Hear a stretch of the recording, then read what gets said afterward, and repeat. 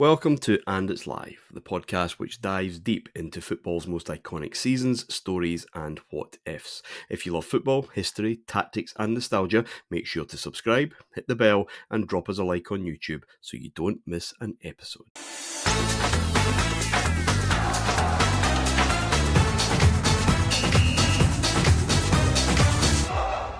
Hello and welcome to this week's episode of The Main Event, the Champions League history show here on Heart and Hand. I'm Martin in the chair as always, as we start our three parts on 2003, 2004.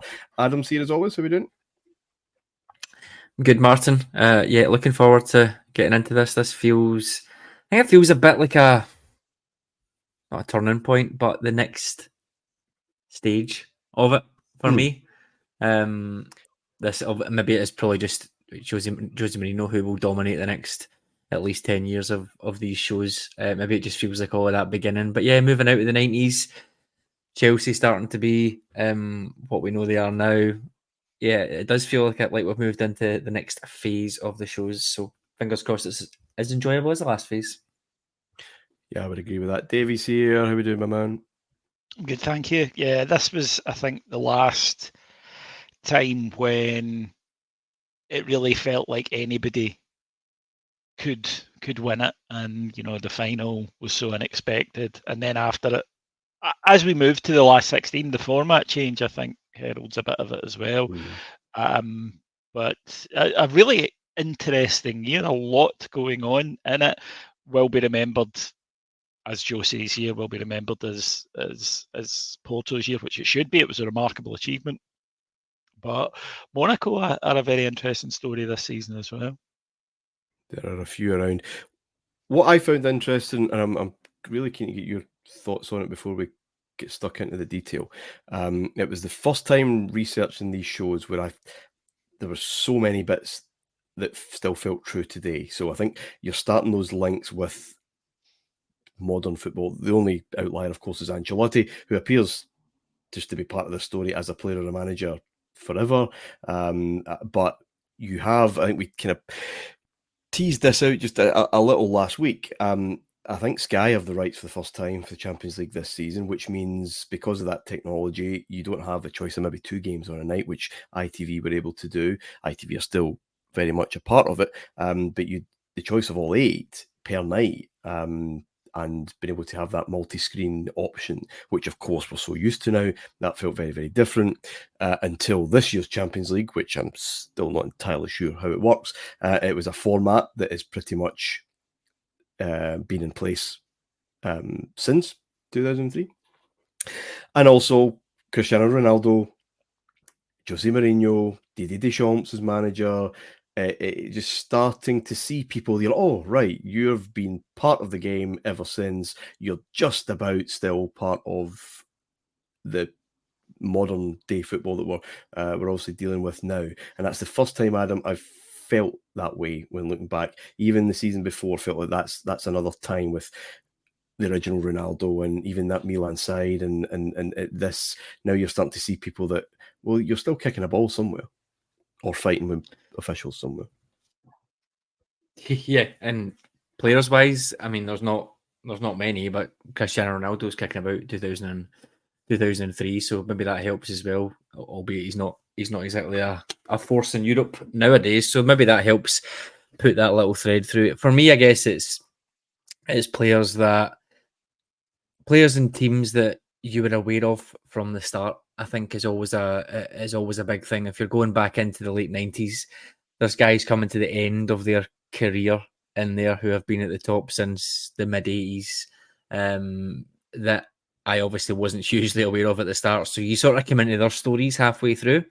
But the fact that this was, if you like, from this onwards for me was everything brand new. I was there from the start. I was involved in emotionally from the start. I wasn't coming into it halfway through. I think that probably resonates a bit more. There's an element of experiencing it all rather than experiencing some of it and then going back and researching previous parts to it. So yeah, I would totally agree. This does feel like the first modern step. It's also one of the first modern steps tactically as well. The 4-2-3-1 is very much in vogue now, embedded as, I mean, people like to to debate about what is a 4-2-3-1 and what is a 4-3-3, but I guess fundamentally, when you think about it as 4 defenders, 2 more defensive-minded midfielders, and then 3 or 4 attackers, this was it being pretty much standardised as that across Europe. So in that sense as well, it's the sort of birth of modern tactics as well, I would say. Albeit it was never really it never really happened with a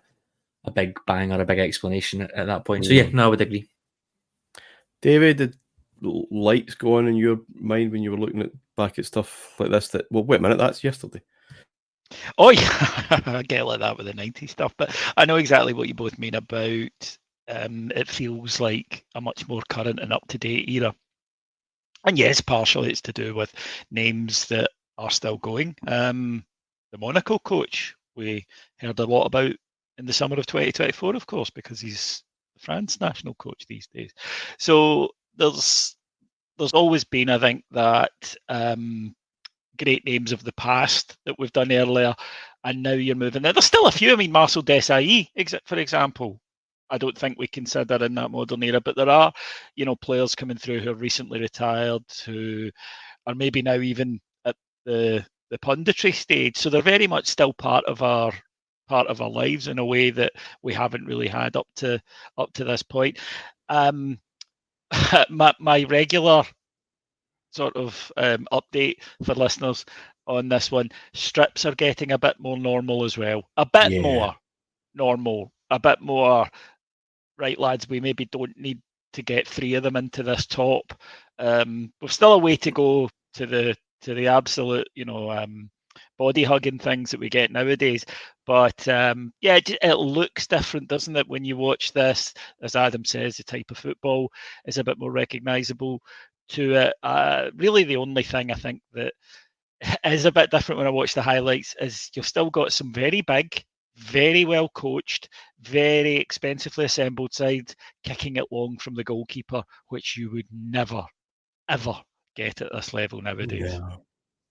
No, we've still got that change to make. Few notable absentees from the qualifying rounds, I suppose. Borussia Dortmund knocked out by Club Brugge. Benfica out by Lazio. Rosenborg, that permanent fixture it feels in the Champions League over the past few years. They were disposed of by Deportivo La Coruña, more of whom a lot later. Newcastle, the romantic story of last year, put out by Partizan Belgrade, starting really now to become incredibly competitive to get into the whole shooting match. Those group stages then, let's kick off as we always do with part 1 of our look. And Group A has our separated brethren, Adam, in with Lyon, Bayern Munich and Anderlecht. Fantastic home record. Absolutely, no question about that. 2 wins and a draw against Bayern, but cannot pick up a single point away from home. This will be a feature, really, of Celtic in a lot of European competition over the next kind of 20 years. But is this just a case of those big nights, teams maybe underestimate and then get caught out by the atmosphere, but they simply don't have that? They can't pack that up as they go on a plane, and like we used to say about old Soviet teams, don't travel well. Yeah, potentially it is a bit weird. I mean, obviously it's funny fundamentally, but it is a bit strange when you look at their team and you think about how they played in this era under Martin O'Neill, and you would maybe think that they would be better as a counter-attacking team in Europe. Big physical defenders, forwards that can score goals, players in the middle who are all right on the ball, and then pace on the wings. Yeah, I mean, it's strange that it flips about in that way, that they then do that. Maybe it is one of those things like you mentioned there, the teams just underestimate and they sort of play counter-attacking at home. Even I can't claim to remember much about or even have watched any of those games. Maybe it is something like that. Can I maybe put forward a wee theory here, Martin? Ball retention. They're going through what we went through in the 90s, not to the same degree that we went through in the 90s, because they didn't lose their confidence at home. Away from home they did, and it is that Scottish side of a dominant Scottish team that if you give the ball away domestically, you're pretty much guaranteed to get it back fairly quickly. If you give the ball away at this level, you might not see it again for the next, or till you're kicking off, basically. And Scottish teams struggle with it. Then you add in the psychology of it at home. They did feel that they could beat anybody, and that can carry you a little bit. It carried them to results that, ordinarily you would think would be beyond them. And then it went completely 180 the other way when they went away from home and they built it. They would still argue that they were close to getting out of this group up until that hilarious penalty was awarded in the last match. But yeah, even so, I think it had, even then it had become a thing for them that we need to do all our business at home because we're going to struggle away from home. But yeah, it's that age-old Scottish thing of a dominant Scottish side who are not set up to win the ball back really, really instantly, because you're gonna get it given to you quite a lot in Scotland if you just stick to your shit.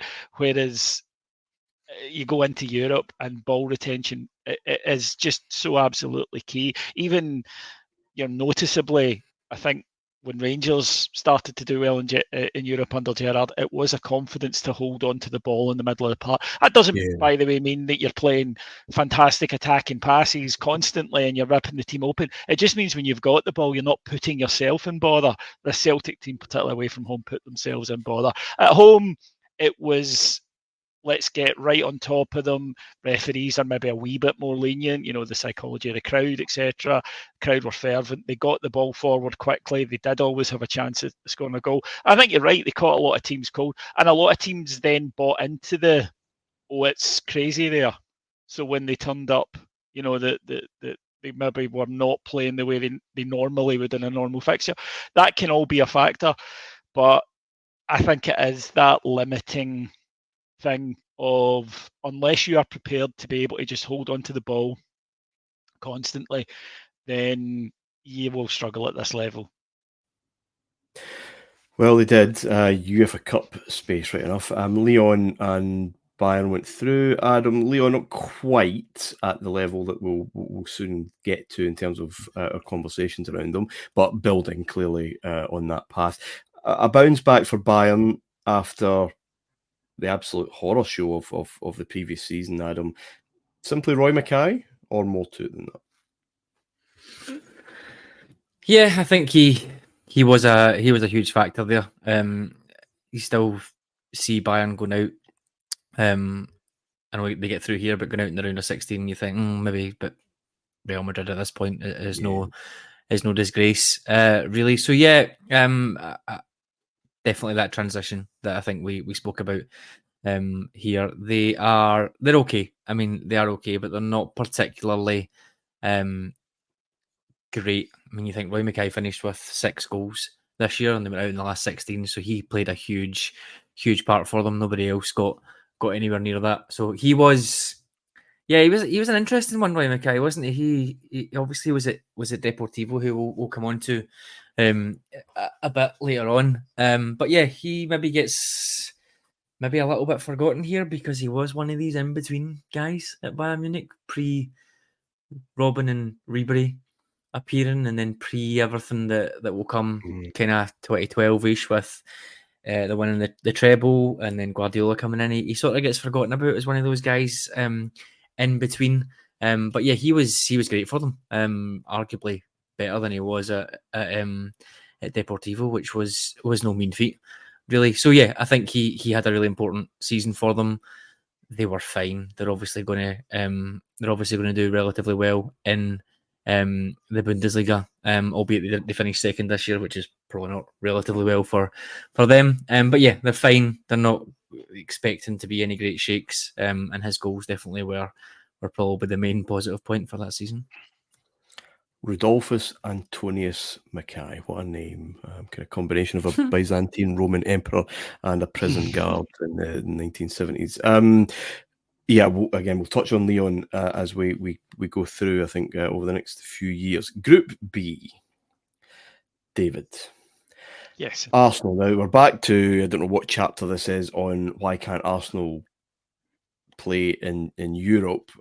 This is not a bad season for Arsenal. This is the season for Arsenal. This is the Invincibles. This is one of the best, most balanced, most fluid, sexiest teams that English football has ever seen. They're in a decent group, really. Lokomotiv Moscow, Dynamo Kiev, whom they know very well, and Inter. They start dreadfully. Inter beat them 3-0 at home. They've kind of built Highbury as this after that Wembley nonsense. They've kind of built this up now.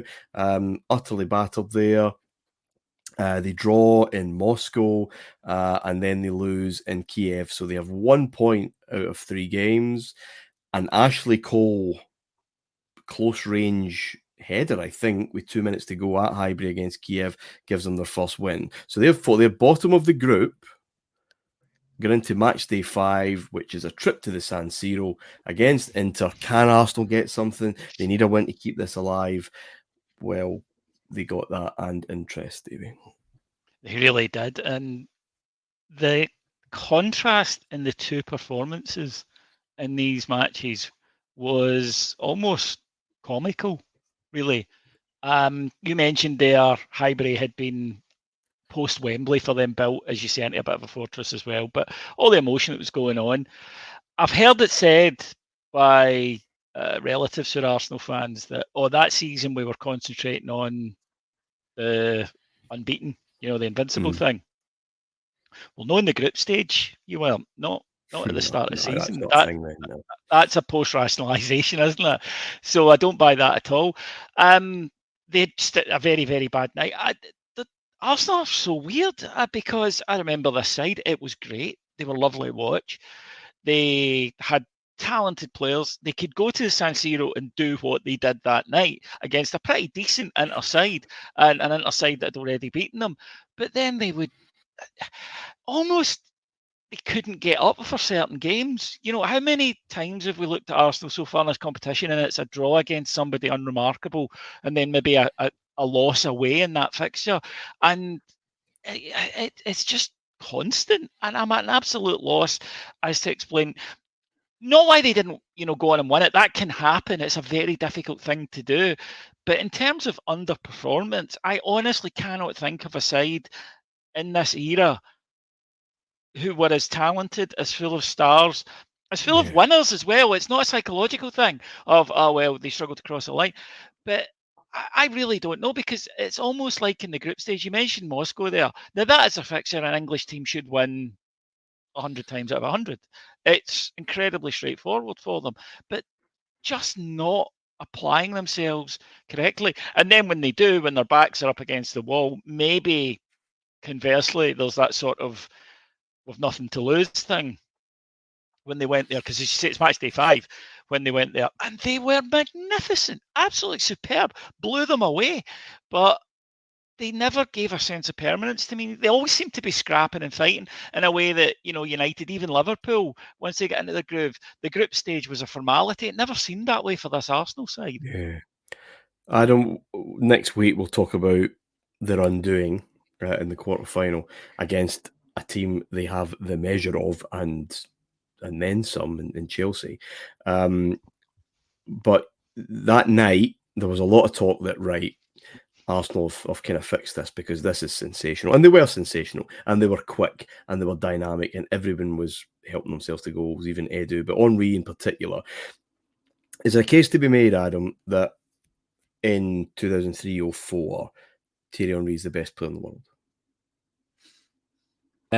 Yes, I would say it's not really a doubt. I think he's absolutely terrific this year, especially. He just a full package. I guess I know we spoke just after he moved from Juve to Arsenal, and we said he was going to be this guy. He's playing out wide, and he's going to come in. He is now that guy that we spoke about whenever that was, 4 or 5 years ago. Just absolutely electric. You think of him, and you think pacing behind that's what he is, but so much more than that. Happy to drop deep, happy to go one-on-one, happy to take you on the left side, take you on the right side, running behind, as we said. He was the master of that kind of, that outside in run that you see all the time, where he would. So him and Bergkamp were, I mean, it was a 4-4-2. You'd never think of that now when you talk about a great finger team, but 4-4-2, Henry and Bergkamp up front. Henry would be the higher one. Bergkamp would obviously drop into the 10, but Henry would sort of go over to the left a little bit and then do that outside in run and just bend it perfectly for to be slipped through by Edu, Vieira, Ljungberg, whoever it was. And he was just perfect at that. So much fluidity to the team. I completely agree. I think he's 100% up there if he isn't the best player at this point. I think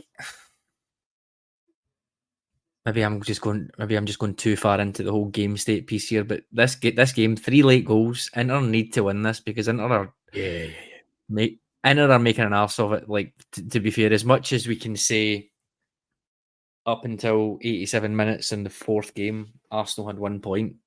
Inter were, by then definition, very, very heavy favourites to go through. And they would have been expecting to win this game, albeit it's Arsenal having a great season, blah, blah, blah. So the fact that it's 2-1 before Henry puts that third in with 85 minutes gone, I watched it back. Inter are piling players forward to get a draw here, and they just get killed on the break, which probably puts a bit of gloss on it. That's not to say Arsenal weren't great, because they were, but it's one of those things, you know what I mean? It's like, oh, right, we're 3-1 down, we better just fucking hammer it, and you get picked off again and again. And then the next week, match day 6, Inter winning and through, potentially. Or they would be through if they win the game away in Kiev. And again, they concede 85th minute to go into the UEFA Cup. So as much as it was a great finish from Arsenal, it was an equally terrible finish, I think, in the last 2 games from Inter, yeah. Arsenal did top the group. They beat Lokomotiv 2-0 at Highbury to do that. Where did they come from, Adam, then? Lokomotiv Moscow kind of popping up and taking second place and moving on into the old second round? Yeah, this is a theme of these. We've maybe not had one for a while. I think I probably said that the last time, but just a kind of Eastern European team just appearing. This is maybe something that I thought was gone from like the kind of mid to late 90s, that we never really seen one of these teams. But yeah, just a kind of well organised team. Nothing really outstanding. Ignashevich centre half and Kokolov that I remember really when I look back at them. But other than that, just a kind of really well organised team who did quite well.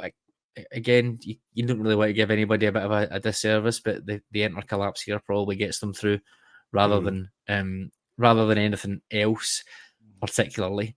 So yeah, a decent team coming up against Monaco in the next round. They would have probably been quite happy with that result, getting through, to be honest, and drawing Monaco, given French teams not particularly going to be heavy favourites. Certainly not Monaco, who had bounced about a little bit, but not.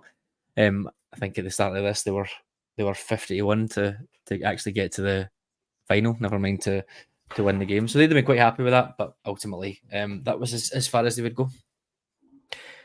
Speaking of Monaco, Davey, they were in Group C along with Deportivo. We will spend a lot more time on Monaco and Depor probably over the next couple of weeks. So we'll hang fire there. PSV were also there as well as AEK Athens, and PSV went through to the UEFA Cup. But one thing I do want to bring up about this group, and maybe what it says about what's going to unfold here. Monaco played Deportivo in I think the match day 4, so in that back-to-back bit, and they beat them 8-3. You would need brackets for that if it come up on the video printer. We've talked about Arsenal going to San Siro, scoring 5, Juve and Man United, those 7 and 5 respectively without reply. Maybe a sign that this is going to be a weird one, because that's a nonsense, that score, and maybe they'll just, and we know what Depor are going to do against Milan coming up in that quarter-final as well. Just there's something in the tea leaves here, David. This is going to be a funny old season. It's a ridiculous scoreline, isn't it? 8-3. it just sounds like something a child would make up. Dado Who scored Purzo, 4 that night? of course. Yeah. Dado Purzo. I don't know if you've heard of him. Quite a I'd forgotten. quite a popular Rangers player, and he hit 4 that night, along with another ex-Rangers player, slightly Another less popular Rangers player, yeah. less fondly remembered, Jerome Roten. But He got them off and running. he got them off and running, and perennial Rangers target Diego Tristan, who was linked with us every the pre-Alan Smith, he managed to bag a couple as well. But yeah, you're absolutely right, because look, that's a nonsense. It's also a nonsense because it's not, an 8-3 can be even, I mean, it's a lot, but a side who are not very good go and they get absolutely tonked, and the team take their foot off the gas. Real Madrid at home to some nobody, or an English team. This isn't that. This is a Spanish side. Yeah. And it's just a crazy, crazy game. You're right. I don't think anyone at the time read the runes and said, this is now going to be a really weird season. But it isn't a result that comes up. It's a famous one. And you mentioned at the start, the Sky coverage. This is the night I really remember it, because they were basically saying in commentary, there's some really weird things, news coming in from the game I was watching. News coming in from Monaco, this crazy game, and I switched over to it, and goals were just flying. I mean, there's 11 of the buggers in 90 minutes. Goals are flying in pretty constantly, and that, you're right, that was a new ability that we had to go, oh, that game sounds interesting, I'm going to watch it. But yeah, I still don't think everyone was impressed by the result. It maybe actually was too much, in that, if they beat them 4-0 or 5-0, everyone would have went, oh, what a fantastic result, Monaco must be some team. When it gets to 8-3, I think you go, that's a weird game. So, and you don't get as much credit as you maybe should. But yeah, and of course, when Rangers were linked with Dado Purzo, you could not have a conversation with anybody without going, well, he scored 4 in the Champions League one night. So, the achievement resonated, I think, throughout Europe. But 8-3, it's a nonsense, isn't it? I mean, I think it was the crazy records. now. It was. Sorry, Adam, when you go. I think it was. I was just about to say. I think it was the records. No surprises, but it was until Dortmund 2017, but beat Legia Warsaw. I want to say 8-4. So it was a record for like 15 years. But no surprise really when. Sorry, I was going to say it's. It's going to be a weird season when Juventus are putting 7 past somebody as well, as we'll come on to. They're like that never happens. So yeah, it's definitely one of those seasons for goals, and it goes on into the knockouts as well, which I'm happy with personally. Mental that Purzo came to us. Even then, I mean, it's space age now to be linked to a guy who does things like that and his team go the way to the Champions League final. But even then, it was a crazy signing. Anyway, speaking of Juve, then Adam, they won their group, bit of bouncing back after that penalty defeat at Old Trafford. The 7 that they rammed past was against Olympiacos, who got the wooden spoon that group with 4 points. Galatasaray with 7, they went to UEFA Cup. Juve with 13, looked very, very, very good. And Real Sociedad with Xabi Alonso starting to pull strings and kind of get his career off and running. And they went through in second place. That, I think, it's going to be broken up quite quickly, that team, though, when Rafa goes to Anfield. But nice to see them. And yeah, but what was going on there? So Sociedad, a bit of a strange one to just appear. They had a really good season the year before. They finished second. They had Nihat up front, who was a player that I had forgotten about. Kind of wide forward, I guess he would be now. They had him up front for a few years. He scored a decent chunk of goals for them. But this season they finished 15, so clearly their European exploits were way too much for them. Just one of those sort of Spanish teams. I guess you could liken it to the sort of Deportivo structure, or even a Valencia thing, just sort of unfancied and getting a bit of a run and getting into the Champions League. I think this for me is one of the people always talk about putting more teams in that aren't champions into leagues and don't really like this, don't really like that. It can be quite good that you get teams like this in, even up to present day. Having Aston Villa in the Champions League is quite a new and novel thing, I think, because you've done well enough to get to a point. You're never really threatening to win the league, but you've done well enough to get to a point, and you get in and you get something new. So I would probably put Sociedad at round about that level. Just now they had a bit of a mismatched squad, really. Valerie Karpin's there, Sander Westerveld kicking about, Darko Kovacevic, who would go on from here to Juventus, actually. And he was formerly of Sheffield Wednesday. Strangely enough, but his club before this, they bought him from Sheffield Wednesday. Aye, am I misremembering? Actually, did he go? No, he went to you. You're right. He went to Juve after this. But was it after it or before? I thought he came back. After. Who knows? Yeah. No, right, he went. He was at Sheffield Wednesday. Who were still in the Championship, and they weren't in the lower divisions where they are now. And he hadn't done that well, and then he went over there. I think he was like a goal and two in Spain, and then he goes to Juventus for a couple of years.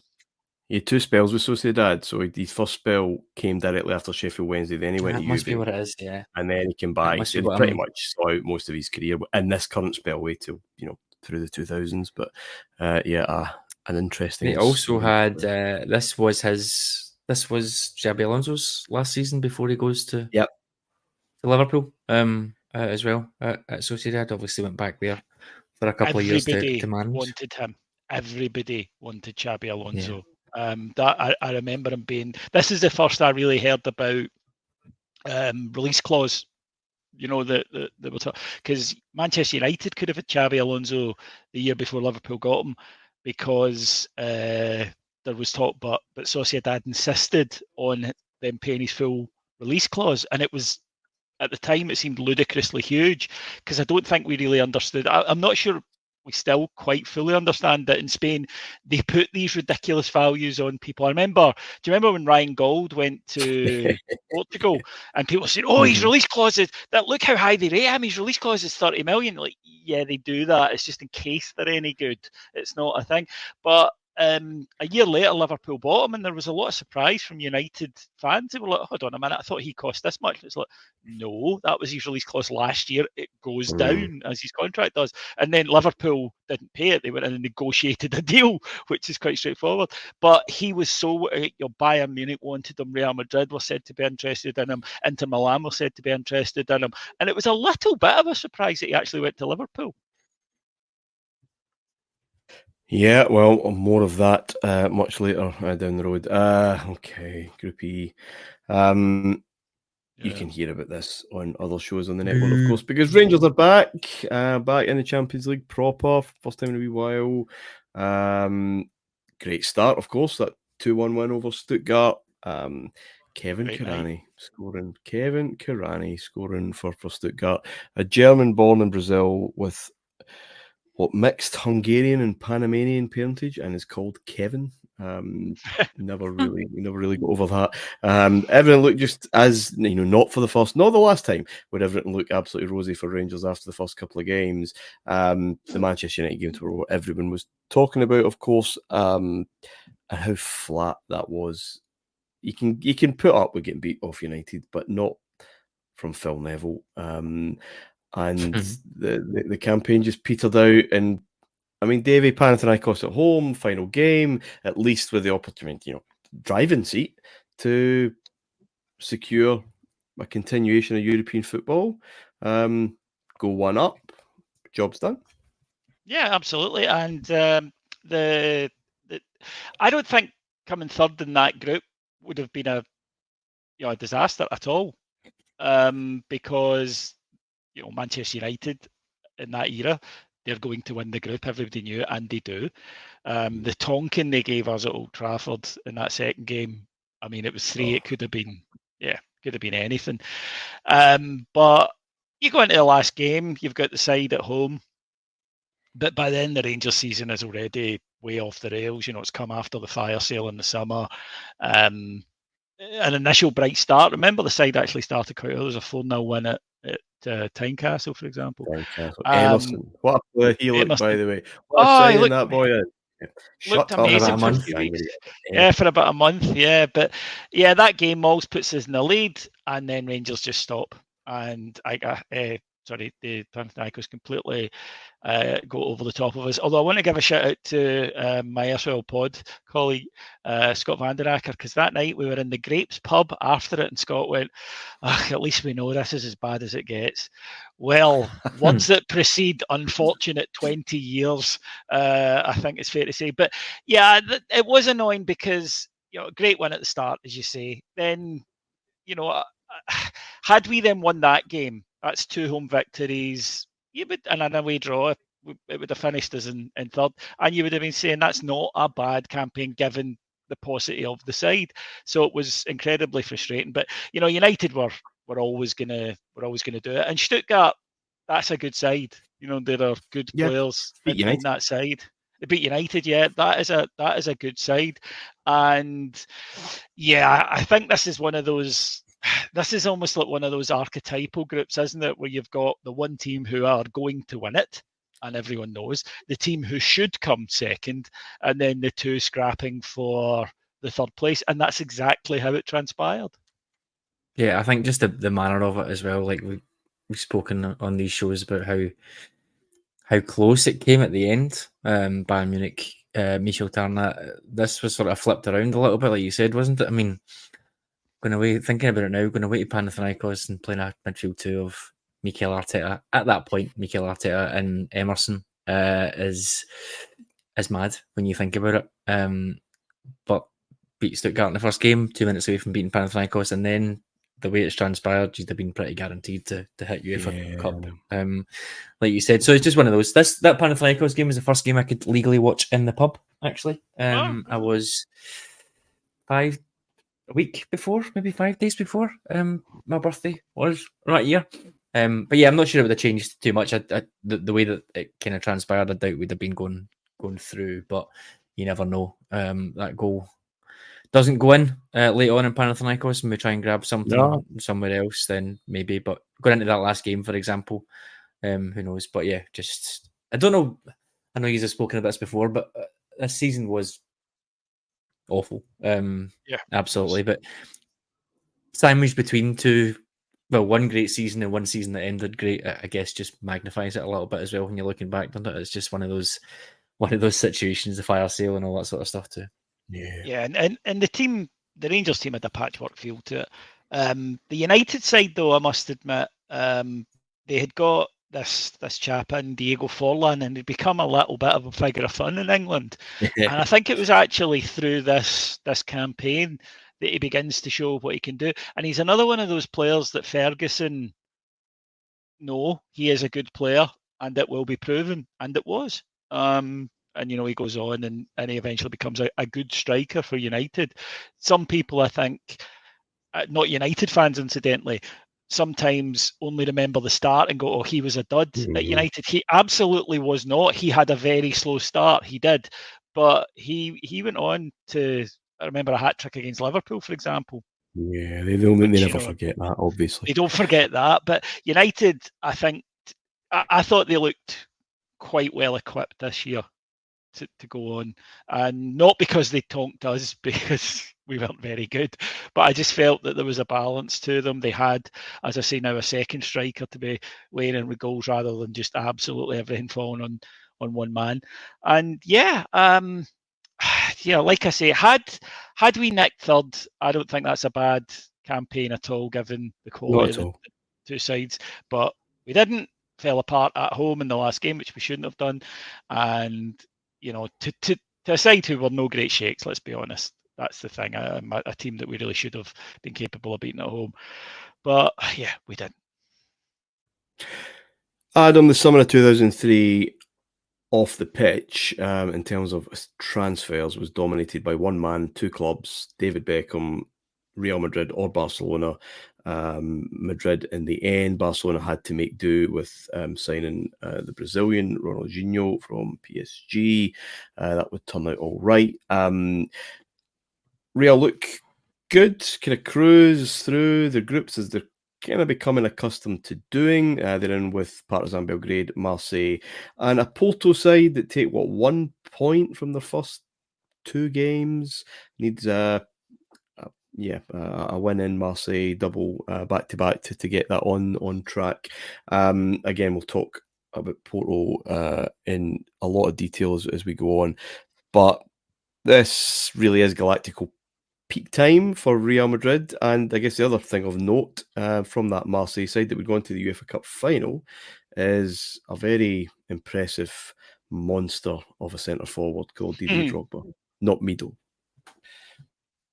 No, not Mido. Drogba, I have to admit, maybe my knowledge at this point wasn't really what it was, but when he did pitch up at Chelsea the year before, he wasn't someone that I could remember too much, despite this season that he has here, scoring loads and loads of goals. It felt like a bit of a surprise to me. I don't know if that was just being too involved in the Premier League and or not at that point. But yeah, he was fantastic this year.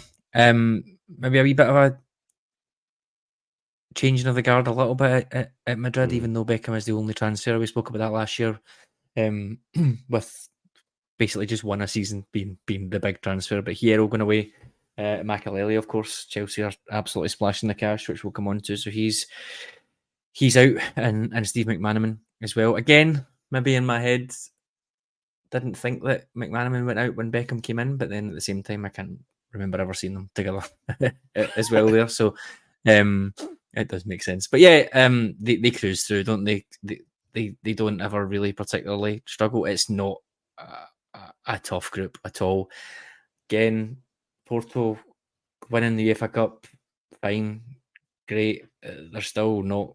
No one's thinking what's happening and is going to happen. It's akin to Seville going into the Champions League a couple of years back. Even with all those, even though they've done it 3 or 4 times, it's still okay. You're coming into the Champions League now. We're going to wait and see what happens. Potentially, might even have been a surprise for them to get through ahead of Marseille. And this one, I think I checked earlier on, and I think Porto were even.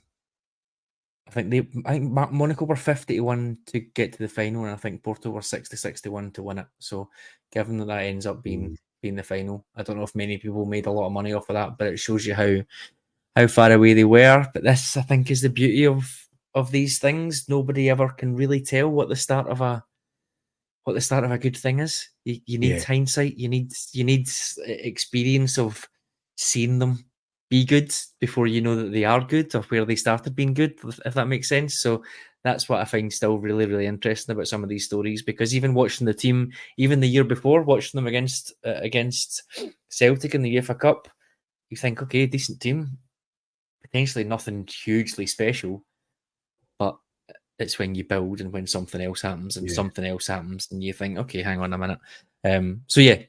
Madrid really, really comfortable in. So what Porto, I mean, Porto got 11 points and Marseille in third had 4. So, both kind of cruised through. Davey, if all the talk on about one transfer was about David Beckham, the talk about a team or a club had to be Chelsea. Roman Abramovich had come in that summer. It felt exciting. I mean, I've got no particular love for Chelsea then or now, but it was all right. Who could they get? I mean, it seemed like it was.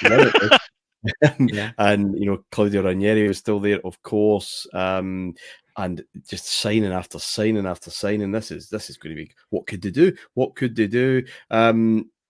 They got a win in Prague in that first game. William Gallas popping up with 5 minutes to go. And then the first game was at home to Besiktas, Lazio, with the other team in the group. And Sky did a big job on this. The first home Champions League game of the new era. The Champions League now is in sight for Chelsea. I mean, it has to be with this kind of spending power. And they were dreadful that night. They lost 2-0. They did bounce back, beat Lazio 2-1 at the Bridge, and then 4-0 in Rome. And Crespo scoring, Mutu scoring. He was on a high that night. And Damien Duff, who I thought was an excellent, clever signing, as much as, you know, Crespo and Makalele and the kind of bigger continental names. He was a kind of shrewd. Joe Cole as well. Those were intelligent kind of signings already within the league. Duff was superb that season.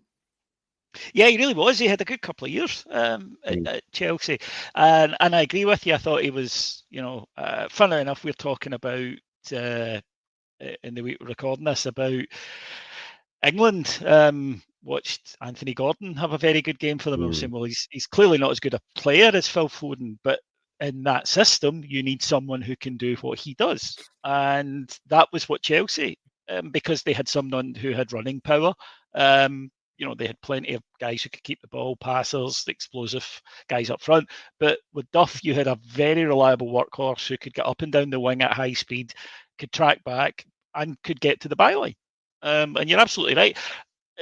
Mourinho loved him when he came in because it was, I need you to do this for me. And he said he could just leave him to it and he would just go and do it. And any manager, that's a dream, especially one like Jose, who's very demanding. You're spot on when you talk about, no matter, even if you were not a Chelsea fan, so long as you weren't a Spurs fan basically, or a Fulham fan, it was exciting because they were bringing in, and it was like super glamorous names. You've mentioned, you know, the absolute world elite stars, but Mutu had been tearing it up in Italy with Verona. He was a really exciting player. Crespo, you know, just a fabulous thing. And it was almost like all your sort of dreams of when you've been playing Champ Manager at the time for 10 years and you've built up, you know, 100 million and you can sign anyone in real life. But of course, maybe one of our first domestic lessons, Real Madrid had proved it over the years. There's a lot more to it than just signing 11 really good players and saying, on you go, lads, get on with it. And Ranieri, this is where he established the Tinkerman reputation, which hadn't existed up till then. And it was because he had an enormous squad. Now, nothing compared to a modern day Chelsea squad, obviously. Enormous for that era of quality. And, you know, even successful sides, how often have we talked on here about Manchester United that they've got their Wes Browns and their John O'Shea's and their Ji-sung Parks, and Arsenal even have got their Gilles Gramonde and their Remy Gards, you know, guys who can come in and do a job. This Chelsea squad was the first time where you went, hang on, they've got two superstars who cost millions in every single position, and it did cause them to change. Conversely, where they're more successful is the Champions League, where you're setting them up for individual matches. And apart from that, Besiktas one, that's what he's doing. Lazio are the other end of this cycle, I think, because what you've got with the Chelsea side are a lot of, you know, younger players, a couple, you know, veterans, but still in their peak, being brought in for a lot of money. What Lazio were doing were buying reputations, but these guys are now on the downslide. And you look at the names of this Lazio squad, and if you just look at it without context and look at the names and don't check the ages and don't check the stage of their career, you think, how the hell could they finish where they finish in this group? It's because, as Adam mentioned in the show a couple of weeks ago, one, there's no system, there's no fit, there's no plan, and two, these guys are on the downside. That's why they've gone to Lazio. Yeah, I think that's a fair point. And the Tinkerman thing, I think, was in place already in England, but it went up to 11 because of, well, his options, obviously, and he really turned the dial on that. Adam, final group is the European champions, Milan, who win. Lots of 1-0s. Then away Ajax, Club Brugge, and Celta Vigo. So a couple of things, I guess. Kaká comes in for Rui Costa, I suppose, and that's that team kind of completed, really. Yeah, pretty much, and it sets the kind of bedrock. I guess we spoke last week about them obviously winning the league, and then when they get to 2007, they are a little bit changed, still very much in the similar sort of style as we've been speaking about, but they're adding players, and that is something that over the years of watching football, you kind of I've came to appreciate a little bit more, is how much players change tactics or players change how teams approach things. We've all seen players who are perfect for a system, or a team that is perfect, and we're speaking about one in the next couple of weeks with Porto, just a team built on a manager's image. But I think the really cool thing is when that happens, and then the manager gets someone new in, how they then adapt within that framework. And I think we see that with Kika coming in for Rui Costa. It's still broadly the same team. Rui Costa is still there as well, but just someone coming in with a bit more running power, a bit more dynamism, a bit more physicality in that position just makes things happen more. You have to cover less for him out of possession. You can give him a certain type of ball, and you know he's going to deal with it that you may have given someone different. It's all those things that I think add just another little layer of complexity, or take things up a little bit of a notch. Those tiny tweaks that another player brings can make a team or break a team. And Celta Vigo is the team that goes through with them, not Ajax, not Bruges, who beat Milan. Is this just yet another Spanish team that just has a real moment? Juan Fran's there, Big Savo's there, Milosevic is there, I think, as well. He is, yeah. Just kind of perfect weather. Yep, I think you can say. I was just going to say, David, before you come in, it's funny how they've got Real Madrid, and then it's Celta Vigo, Deportivo, and Real Sociedad. Like, can you imagine something like that now? So obviously it speaks to maybe a little bit of a theme here, but Barcelona finished 6th the season before. Valencia have fallen off a cliff a little bit. Atletico Madrid are not here. So it's one of those ones where there's space. Leicester winning the league 2016 type of thing. There's space for somebody to come through. But yeah, sorry, David. No, just they were a good side. They had a number of decent players in the team. Silvinho, the Brazilian fullback, who Arsenal fame, you might recall. They had Wagner, the defensive midfielder as well. But their key player for me was Mostovoy, the Russian player, who's a bit of a legend in Vigo. He was there for a number of years.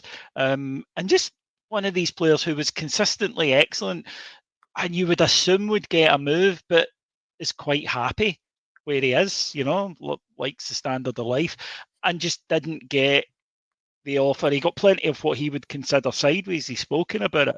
He didn't fancy going and playing for a team in England that, were going to finish 12th, for example. I don't think you get that now much, do you? It's rare. What he said was, Real Madrid, Barcelona, fair enough, but they didn't come in for me. The teams that did were of no appeal. But he was such an elegant little player.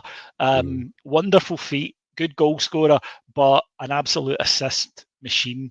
Not always the final ball, What is it, Adam? Is it a pre-assist if you start the move? I think it's termed, something along those lines. But he was at the heart of absolutely everything they did. A corking little player that probably isn't much loved outside Russia and Vigo. Still get pregnant with a pre-assist. Right, that'll do us for just now. Lots of fun thus far. Hundreds more to come in a wild and wacky Champions League season. Thank you, David. Pleasure. Thanks, guys. Cheers, Adam. Thank you. Until next time, bye for now. If you enjoyed the show and want to help us grow, please remember to hit that like button and subscribe to the channel. On YouTube, search for And It's Live Podcast. We've got new deep dives, drafts and breakdowns dropping every other day.